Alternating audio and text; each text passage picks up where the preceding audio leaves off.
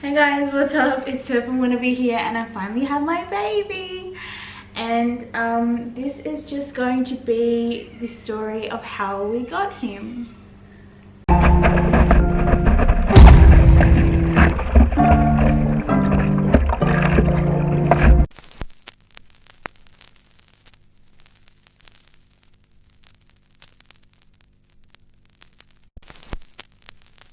So just a disclaimer, obviously I'll be like running up and down, getting him and putting him places and changing his nappy and stuff. And also, like, this is a video of just my personal experience, so don't take any of this as like solemn advice or medical advice. Like, if you need to go and get medical advice, obviously go and see your general practitioner or obstetrician or somebody that has a medical profession. And yeah, that's about it. Okay, I'm gonna put him down now and start the video.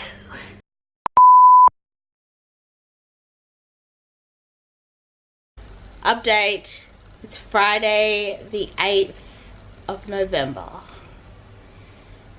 and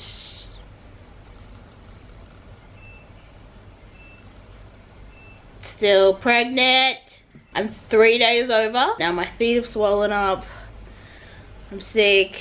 I'm getting heartburn again. Like, it's coming up like crazy and waking me up. But one thing that's been happening today is I've been getting like this period like cramping, and it's like every 15 minutes, I think.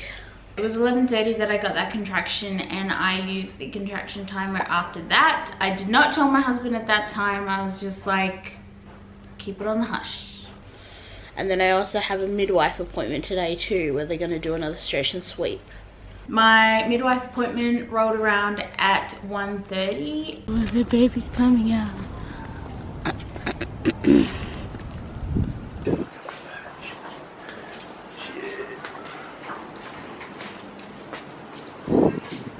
And I couldn't wait. Like, I went in and I explained to her what had happened with the nipple stimulation and the cramps that had started, and she was pretty excited. She was like, I'm not gonna be surprised if you actually ring up and say that you're coming in tonight to have your baby. And I felt pretty cool. Like, I was like, oh, I hope this actually happens, but at the same time I was thinking nothing has happened, so don't get your hopes up.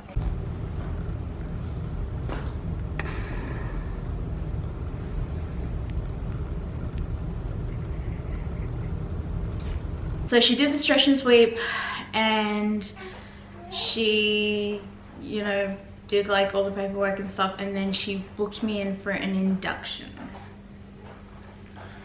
Like 3 days from the 10th, like the 13th.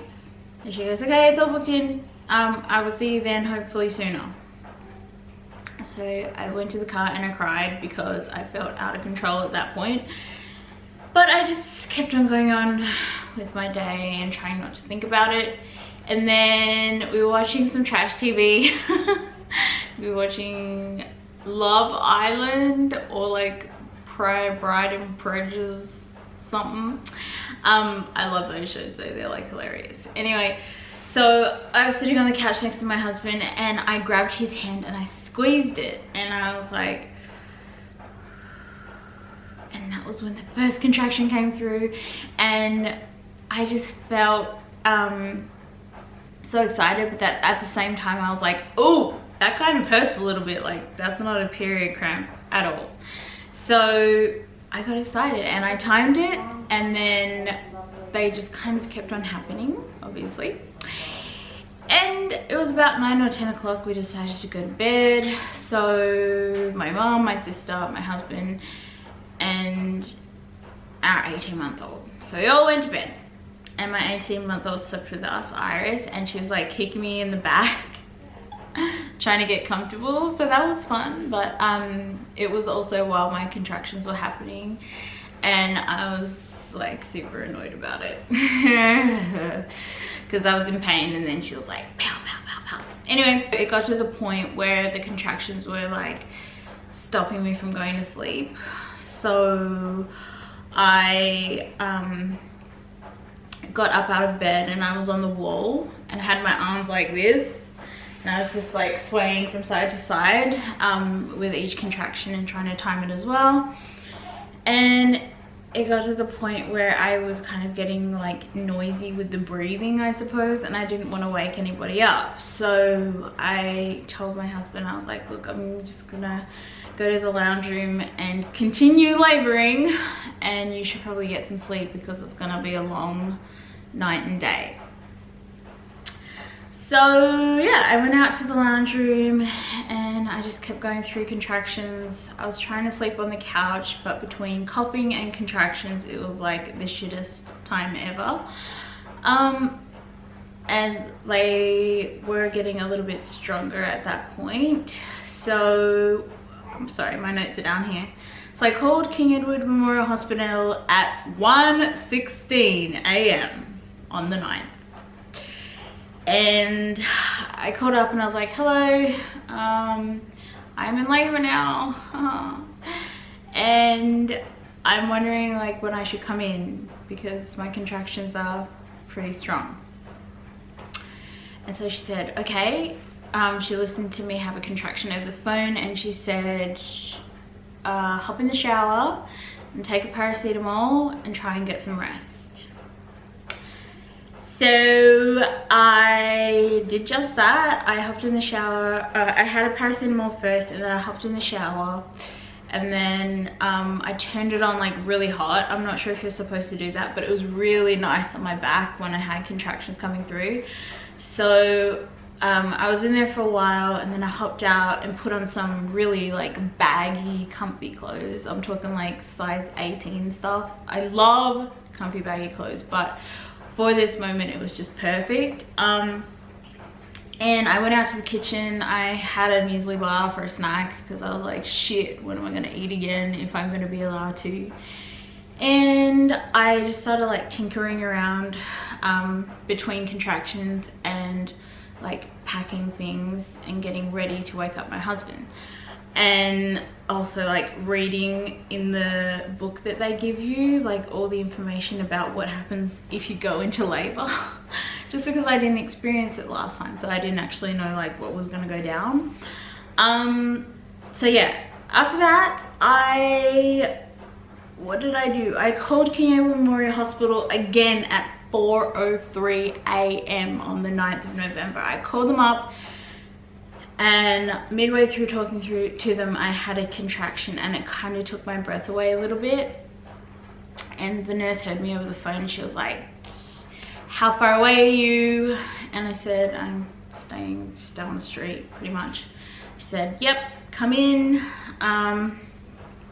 So I went and I woke up my husband, and I was like, get ready to go to hospital because I'm ready and I'm actually dying. And then I knocked on my mom and my sister's room, and I said, hey, we're gonna go to the hospital now.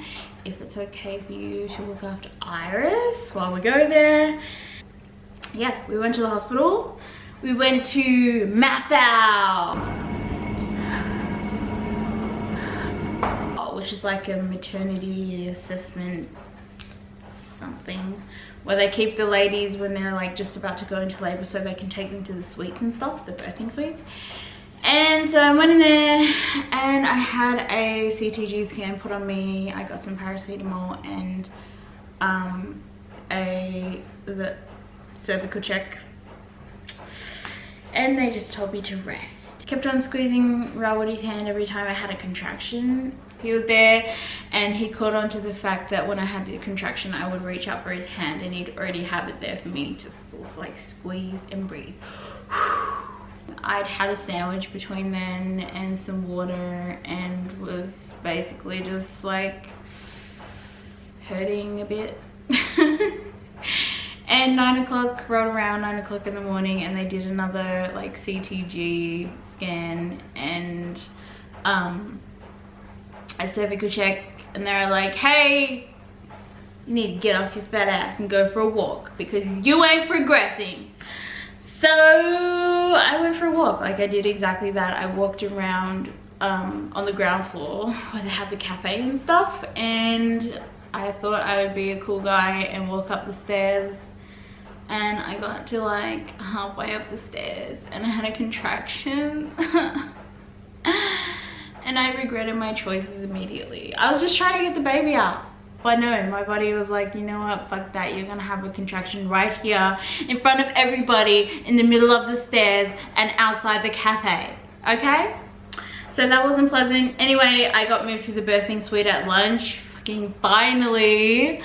And their birthing suites are huge, like, oh my gosh. And they have a bathroom and a bed, and then they just have all this free space, and then they have a TV and like cupboards and a desk and a table and stuff. Anyway, a desk and a table, a desk and chairs. Anyway, so as soon as I walked into the birthing suite, one of the midwives, she's a saint. She put me on gas and air. So yeah, every time the contractions would come through, I would watch on the CTG scanner to like see it spike up so that I knew beforehand to take gas. So every time it would spike up, I'd be like, and then the contraction would come through and I'd be good for it. I kept on laboring and doing the same thing forever. My family came to visit at like oh, hang on. I got my waters broken. So I got my waters broken probably, I don't know, like if it was immediately after. But it wasn't a lot of water that came out. Like it was kind of like trickling, and it wasn't a lot, and then it stopped. But yeah, I got my waters broken and I was on the bouncy ball. And I had a heat pack like on my butt. That was so good because my tailbone was hurting. So I just kept on the bouncy ball, bouncing up and down until my calves actually started cramping up from all the bouncing. And they had to put a pad on the bouncing ball because I was in one of those aprons where you can see your butt crack. So yeah, that was fun. My family came to visit at 3 p.m. So I had my sister, my mom, Iris, our baby, my mother-in-law, and my little niece. It was encouraging to see them, and I felt a bit more reassured with what I was doing. Then after that, the nurses came in. They like did one of those cervical checks again, and I was still laboring, and by that point I had a fever. I don't know if I had a fever because I was sick, or if like going into labor was giving me a fever. I don't know if that's even a thing, but I had a fever by that stage. 6 p.m, the doctor said, "You're not progressing." And I was like, great. So I asked for more time. I asked for a couple more hours just to see if anything would happen. They said, what did they say? They kind of said yes to that, didn't they? Yeah. And then it was 9 or 10 o'clock when the doctor said, "Hey, it's been 3 hours, you're not progressing." And I was like, fuck. I was so upset. And I asked for more time, but they said no. Because it was just gonna be like the same old thing, and then I was gonna get super more exhausted than I already was. So when they came in, I just asked for a epidural. And the reason I asked for an epidural, it was not because I was in pain. Obviously, like, you're giving birth, okay, you're gonna be in pain. But it wasn't because I was in pain, it was because I knew that having that, what's it called? That tube in my back would be like easy accessible for when they have to numb me to have a C-section. So I asked for it, and the anaesthetist came in. She was in a rush because she had like 3 other ladies ahead of me to get to as well. So she came in, I signed papers, she got everything ready. They got out a epidural pack thing and sterilized everything, and sterilized my back. And then she asked me to crouch over and hold on to Rawati while I was doing it. So you have to like arch your back kind of like a cat. So I did that, and I just remember feeling like really hopeless. Oh no. And I held on to Rawadi and I just started to cry, because I knew that like that was it for me. Like I was gonna have a C-section. Like he's not gonna come out, I'm gonna have to have a C-section, so I may as well just get it over with and get an epidural in so that they can get him out easier. Whew. So after that I got taken to surgery, taken to the theatre.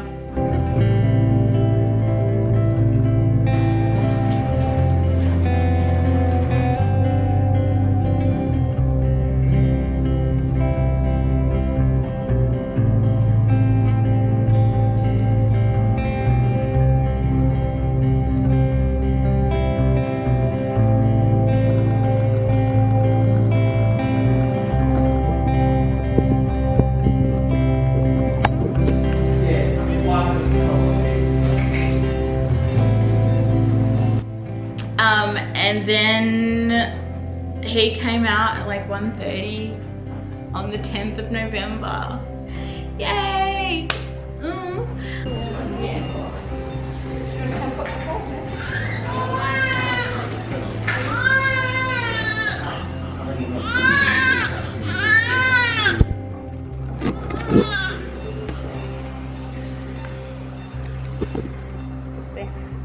Yeah? Yep. Yep. A little bit like gnawing through.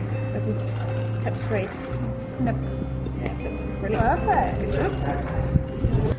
It was really fast, like the way that they did the surgery and stuff, but people would touch my bladder again, like more random people touching the insides of me and moving them around a bit after the baby came out. That was weird. Anyway, so RJ came out and he was healthy and he did his little cry, and then he just laid on the incubator thingy and just looked around. He was like looking around everywhere.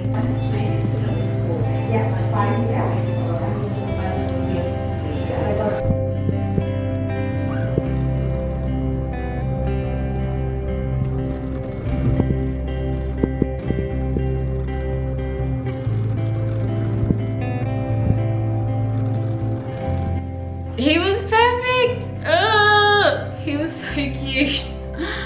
And I don't know, like everything that I had just been through was all forgotten. Like it totally happens to you. You just forget and you just like hold on to your baby, and he was here. He was like in the world, and I couldn't believe it. I got to hold him while they did like, they took me to their recovery room, did checks and stuff.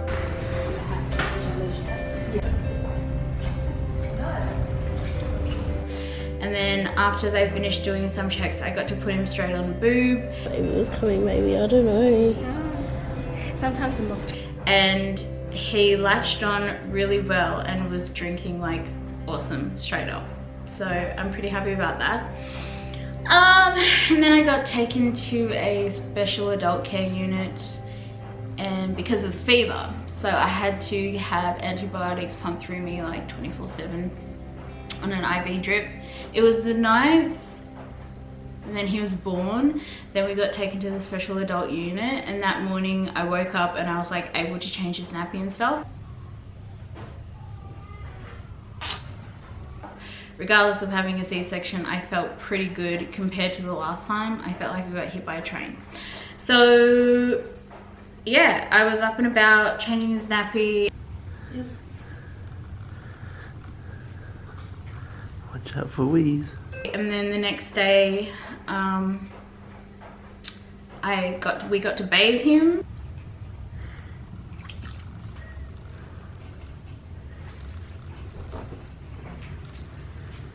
You can hop on boob. What do you say? And we named him, and then we moved to the normal birthing ward. So Rawadi would come at like 8 o'clock and leave at 8 o'clock. He was there the whole time, like he never left. Unless it was go to get food for us, something, coffees or whatever. And then I got moved to the normal ward, and that night it was crazy because he wanted to cluster feed, RJ wanted to cluster feed. So he was literally up every 15 minutes, half an hour, just like wanting boob, and he didn't sleep. Then Rowdy came in the next morning and like took over a little bit, and I expressed some colostrum so that I could get a rest and he could feed him. And then I got discharged on the 12th of November after they did all the medical checks with RJ.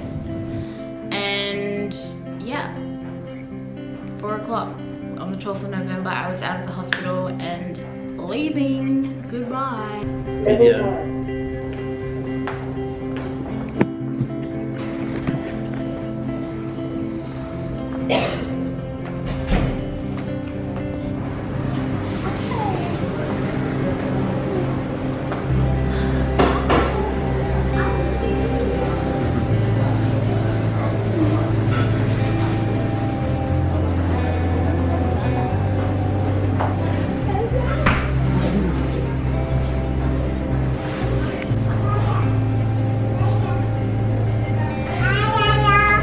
Hi, Wanda. And then we flew home on the 18th and we've been home ever since. Oh, we went to Perth in January because he had a little hernia scare, but nothing to be worried about. But now we have 2 children and I can't believe that I am a mother of 2. Like, WTF, actually. But yeah, he's the coolest kid. He's so smiley, he's chubby, he feeds well, he's sleeping through the night from about a week and a half ago. He's been sleeping from 9 to 6 most nights, and our family is just growing and I'm so happy. And his sister Iris, she's so gentle with him and she loves him, and I'm so grateful that when he came into this world, like immediately she loved him. So I don't know, 2 down, 2 to go maybe, but that's my birth story. I'm sorry it's so long and if I talk fast, but whatever. If you have any questions, feel free to comment below or message me somewhere. Thank you so much for watching. I hope that you enjoyed the video, and I'll see you probably in another video, hopefully soon.